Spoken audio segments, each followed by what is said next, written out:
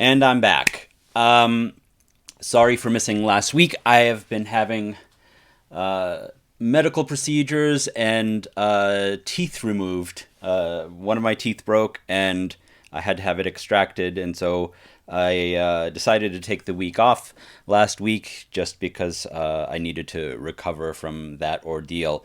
But there has been progress in Argyll. In fact, there's been quite a lot of progress in Argyll. So let me go through them. I probably won't show any code today. I'm just going to go sort of through the list of changes because they are pretty non-trivial and worth talking about. So the first thing that changed is retry is now capable of happening in a distributed fashion. Before, the way that it worked was that the leader was the only one who was allowed to retry work. And the way that it works now is that any of the followers in the cluster can actually pick up work to perform. And the reason why that's happening is because now we have the ability, and you saw it in the last video, to monitor the health of individual steps per cluster node. And the good thing about that then is that any of the followers who have a healthy connection to one of the services that they need to connect to can actually pick up the work and perform the call that needs to happen. So more work toward the ability to sort of recover and be resilient and so on. That's one of them. The other, and this is big, I have backed off from the original sort of Argyll specific envelope for services, meaning if you ever really looked at the way that things were written, if you wanted to call a service either synchronous or asynchronous using Argyll, it would bundle those attributes or arguments into a special envelope and then send it up to the service, meaning the service itself had to implement that protocol or contract, which of course, it creates more friction for people trying to implement things. And so I basically backed out.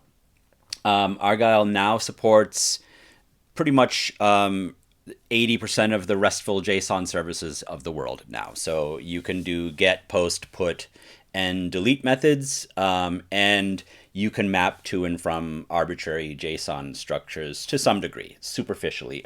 It can't do sort of deep mapping yet. Actually, it can. The mapping system itself was already there, and it's capable of doing that. But on the surface level, it gives you a lot more flexibility in your ability to invoke HTTP services. So that's one win as well. The MCP has been enhanced. So one of the things that I did with that was that I basically said took out some of the cruft that didn't need to be there, like the Swagger documentation. You don't need Swagger documentation. So the MCP now is kind of designed to be able to be pointed at an open API spec, eventually arbitrary systems.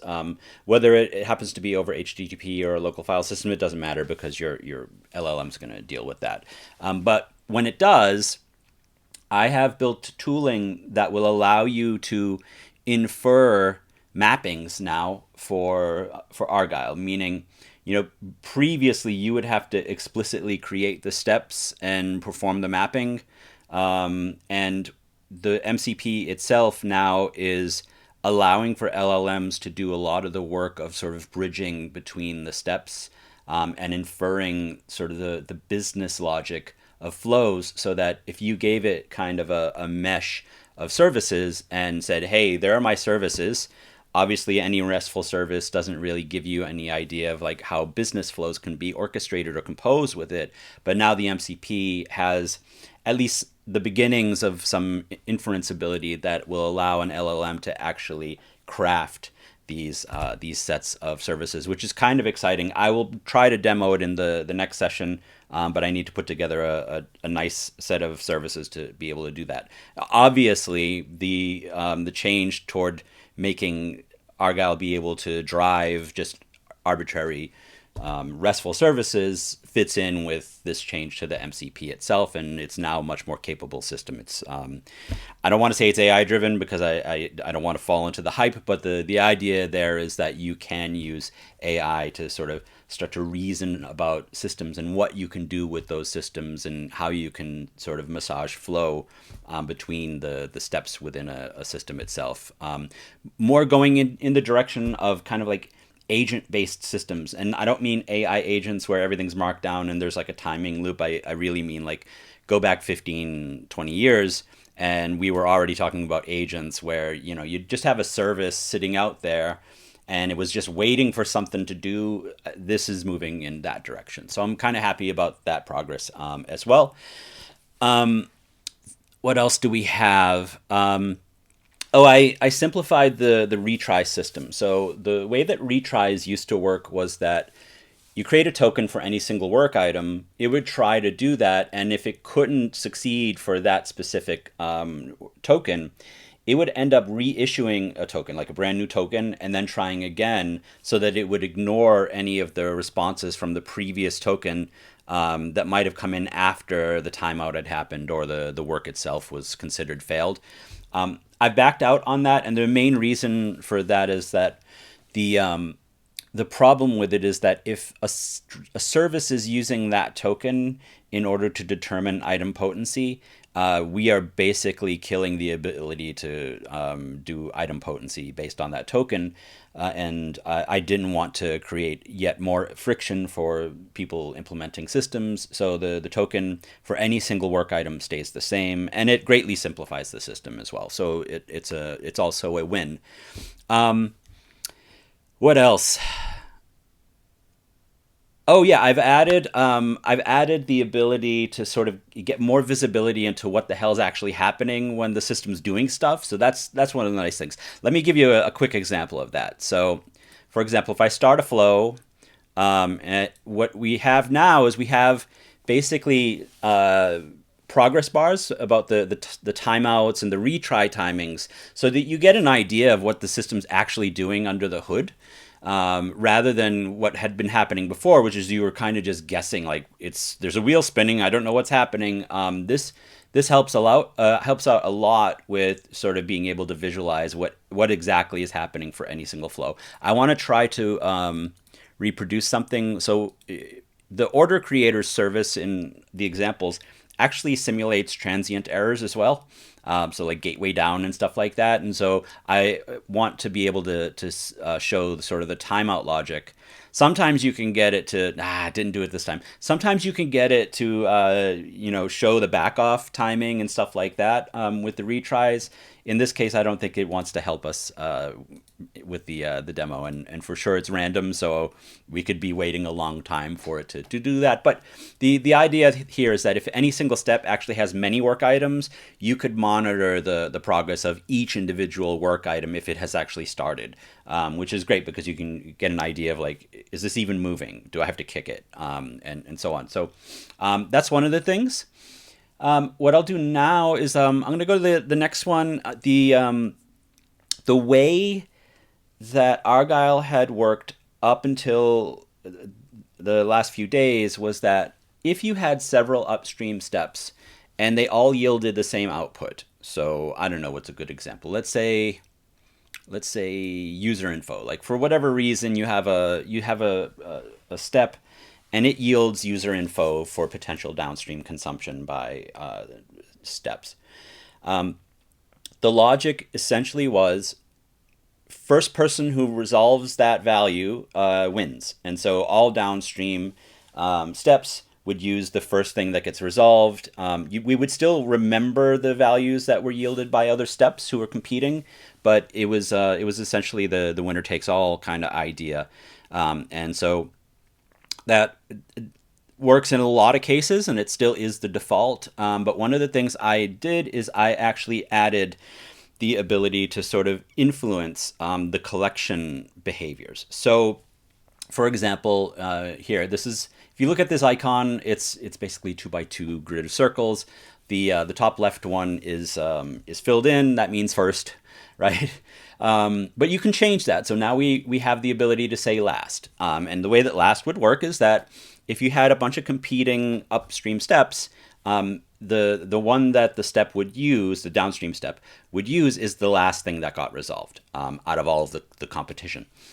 Next, we have basically the sum collection policy, and that means that it is going to collect anything that gets resolved upstream. And what that means is that, say you have 4 or 5 upstream steps that yield the same output. If even one of them yields an output, that qualifies as sum. And so that what happens is that will be provided as an array to the step, and it'll do with those values what it wants to do. And then finally we have all. And what that means is, like, say you have 4 or 5 upstream steps that yield output or whatever, they all have to happen, or this step will not be invoked. It will be considered a failure. That's the idea there is you want to gather and collect all of the potential outputs for whatever reason you think you need to collect those. And those will also be presented to the step as an array. Finally, we have none. And what none means is that it's kind of like a gate, meaning that this step is sitting there and it is going to kick off work upstream, and it will only be invoked if none of those upstream steps actually yielded the output value. This is highly useful in more complex systems where you want to have some sort of a default behavior based on the upstream steps just not doing what they're supposed to be doing. That's how you would end up doing it. Now, there are 2 special cases. In most of the cases, you have to resolve every single upstream step in order to be able to satisfy the input value. In the case of first, though, if you only have one step that has a first collect policy, and the idea there is that you've satisfied the first one, so the first thing wins. What Argyll will do is it will actually short circuit any other potential upstream step that might yield that value, because it doesn't need to run it. And that's the whole lazy thing, right? The idea is I don't want to do any more work than I absolutely have to. And so if as soon as I've satisfied this value, I can actually stop any of the steps that haven't actually been started yet. Or if they're still pending, they can be canceled. And that's how it works. Similarly, the all collection policy requires all of them to have been resolved, but the thing is that as soon as it sees the first one fail to yield that output, then it can also cancel all of the other ones that are upstream. Now, of course, they'll continue to run if there are any other sort of parallel steps that need those values for different reasons and under different collection policies, but that's essentially how the collection policies work. And again, this is a major change to Argyll. The default will just continue to be how it always worked, but the nice thing about this is that, again, you get to sort of gather your attributes and just basically work on them based on how you want to do things, and it gives you a lot more power in how you're processing stuff. So that's that. That's those are the things that have changed in the last couple of weeks. Not much else, but I think that's quite a lot. I think I haven't planned what's next, quite honestly. I think we're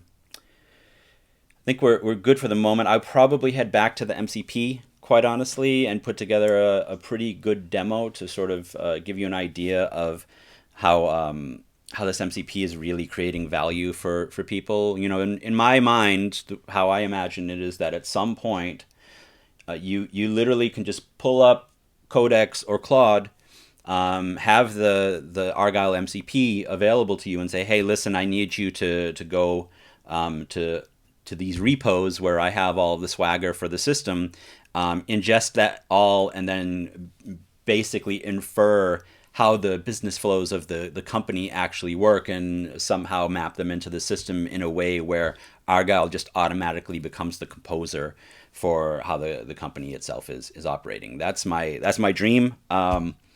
For sure, we're not there yet, but that's what I'm gonna be working toward. And I think with some of the changes that I've made in the last couple of weeks, it moves in that direction, right? They act as levers toward what I'm trying to accomplish with Argyll.